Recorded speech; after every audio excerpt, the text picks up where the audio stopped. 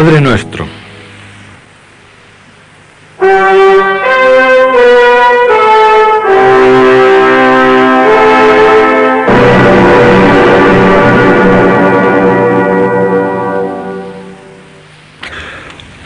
Después que Jesús ha hablado de la oración, propone un modelo de petición para la comunidad cristiana, que es lo que llamamos el Padre Nuestro. Se encuentra en el capítulo 6 del Evangelio de Mateo, en el verso 9.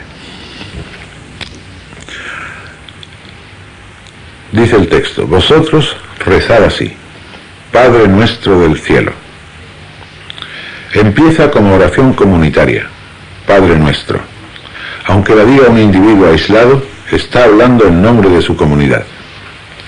En el Padre Nuestro no aparece el nombre de Dios, ni ha aparecido en todo lo que hemos visto. Siempre aparece el de Padre, que es el nombre cristiano de Dios. Dios es una palabra que sirve para todas las lenguas, y esos nombres han sido asumidos por los cristianos, de una manera u otra. El Theos griego lo usaban los griegos paganos, y después lo usó la traducción griega del Antiguo Testamento. Pero eso no es lo específico cristiano. Lo cristiano es que Dios es Padre, y que el que por amor comunica su propia vida, no el que manda ni el que impone su voluntad. Es el que potencia al hombre. En el Antiguo Testamento se usaba algunas veces para Dios el nombre de Padre, pero con significado completamente distinto. Allí el Padre era la figura de la autoridad. Además, solía decirse el Padre del pueblo. En cambio, este Padre, al que podemos llamar también mío, de cada uno de nosotros, porque a cada uno le ha comunicado su espíritu, es algo nuevo. El nombre de Padre funda una nueva relación con Dios. No es ya el Dios sentado en el trono del cielo, dando mandamientos a los hombres, dirigiendo el mundo. Son ideas de Dios que Jesús ha venido a cambiar. Padre, entendido como hemos visto, cambia completamente el concepto de Dios y nuestra relación con Él. Hay gente a quien les resulta muy difícil llamar a Dios Padre, pues debido a su experiencia familiar negativa, tienen malas asociaciones con esa palabra. Les suena al autoritario, al déspota, al opresor.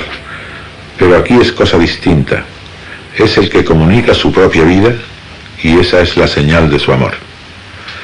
La vida que comunica se llama el Espíritu. Por eso la comunidad que reza el Padre Nuestro es una comunidad que posee el Espíritu. Si no, no puede rezarlo. La palabra Padre se le dirige a una persona con la que se tiene una experiencia particular. A un señor mayor, venerable, dignísimo, yo puedo llamarlo Señor, pero no Padre, pues con él no tengo ninguna experiencia personal de ese estilo, ni me ha dado vida. Por el contrario, el que llama Padre a Dios es porque tiene la experiencia de la vida que Dios le ha comunicado, la del Espíritu. Si no se tiene esa experiencia, no se le puede llamar Padre, sería una palabra vacía. ¿Y cómo sabemos esto? Por experiencia interior, pero convalidada por una experiencia externa. ¿Qué es lo que ha dicho Jesús en las bienaventuranzas? Dichosos los que trabajan por la paz, por la felicidad de los hombres, porque a esos los llamará Dios hijos suyos. La comunidad que llama Padre a Dios no solo tiene la experiencia interna de que Dios es su Padre, sino además está dedicada al trabajo por la felicidad de los hombres. Son los que trabajan por la paz, en su sentido amplio, como vimos. Porque el ser cristiano tiene siempre el doble aspecto, la experiencia interior y la praxis externa. Si nos limitamos a la experiencia interior, el espíritu queda mutilado, porque Él se entrega a nosotros, y si nosotros no nos entregamos, acabamos por formar cenáculos de almas escogidas, y eso no es el cristianismo.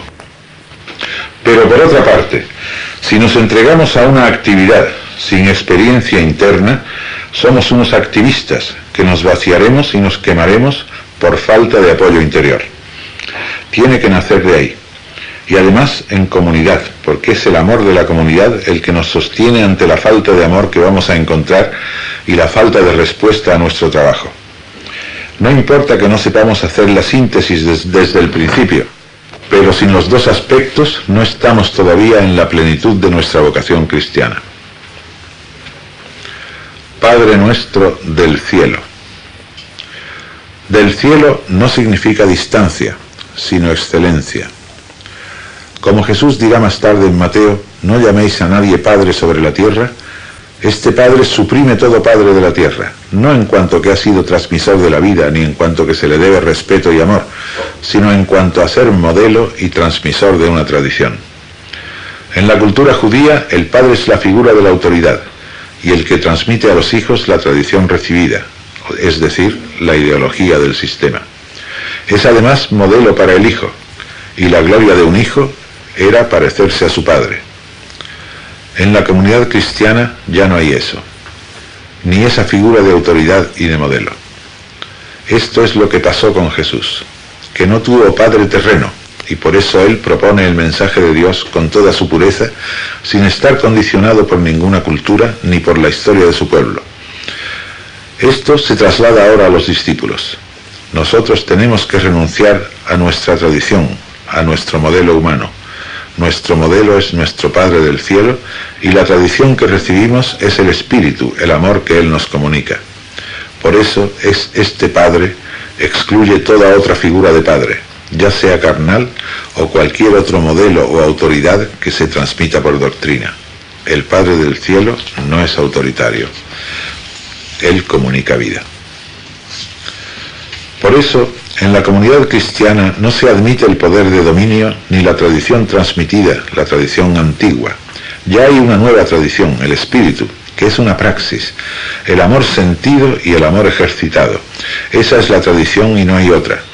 Todas las tradiciones de palabras son secundarias. Los cristianos del siglo IV o del X o de este siglo podemos expresar nuestra experiencia con palabras más o menos acertadas, con fórmulas más o menos inteligentes. Es secundario cómo lo expresamos. Lo importante es que tengamos la experiencia y la praxis del amor. Esa es la verdadera tradición en la Iglesia. Cada siglo ha querido anunciar eso de una manera, pero todas las formulaciones son relativas. ¿Por qué los evangelistas usan tantos símbolos y tantas figuras? Por lo difícil que resulta expresar una experiencia, y por eso usan tanta poesía, porque la poesía es lo que está más cercano a la experiencia, lo que más sugiere. El concepto no sugiere, es seco, la poesía no. Aquí podríamos decir, Padre nuestro excelente, pero decimos Padre nuestro del cielo, y la resonancia de la palabra cielo, que es resonancia poética, es infinitamente mayor que la de un adjetivo como excelente. Ahora empiezan las peticiones. La comunidad cristiana va a orar, va a pedir, y primero pide por su misión en el mundo. La oración es expresión de amor. Cuando uno pide por algo es porque eso le interesa, y en el caso de la comunidad, la expresión del amor se concentra primero en la humanidad entera, no en la comunidad misma. Así ocurría en la antigua oración de los fieles, que se rezaba en la misa, y que ahora empieza pidiendo por la Iglesia. No debe ser así, por la comunidad.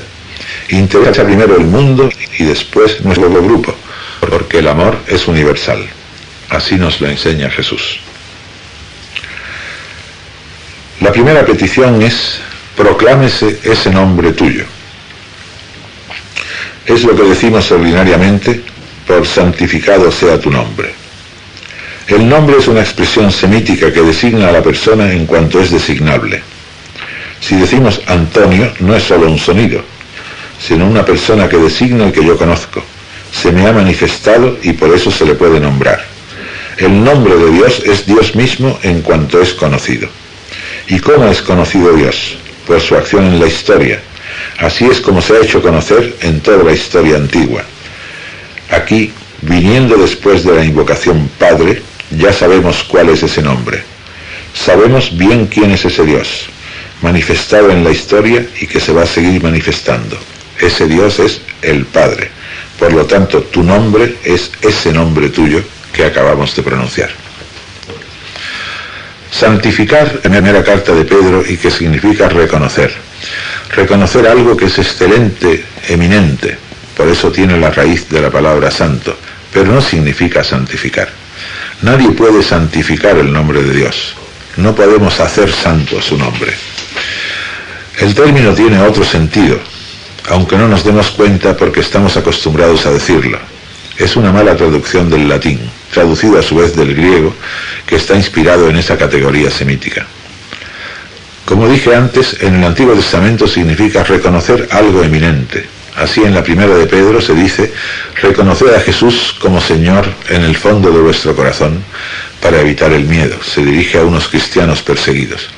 Es decir, reconoced una realidad sublime. Por tanto, aquí es reconocer a Dios como Padre, con ese sentido de reconocer algo excelente, y por tanto se puede poner el verbo proclamar. Proclámese ese nombre tuyo, es la primera petición. Lo que pide, por tanto, la comunidad cristiana en primer lugar es que la humanidad llegue a conocer que Dios es Padre. ¿Y esto cómo se hace? Por la labor de la comunidad. Vosotros sois la luz del mundo, dice en el capítulo 5, que vean el bien que hacéis y glorifiquen a vuestro Padre del cielo. Este es el texto paralelo. Será proclamado que Dios es Padre cuando la comunidad actúe en bien de la humanidad, como actúa Dios. Aquí se están pidiendo dos cosas: que la humanidad vaya teniendo conciencia de la realidad de Dios, que no es el soberano, déspota e impositivo, sino el dador de vida, y que esa experiencia se haga universal. Es la utopía realizada en la comunidad y por realizar en la humanidad. ¿Pero de qué depende eso? Del trabajo de la comunidad. Ésta se compromete con su petición a trabajar y pide al Padre que le ayude. Primera preocupación de la comunidad, la misión. Su misión en medio del mundo.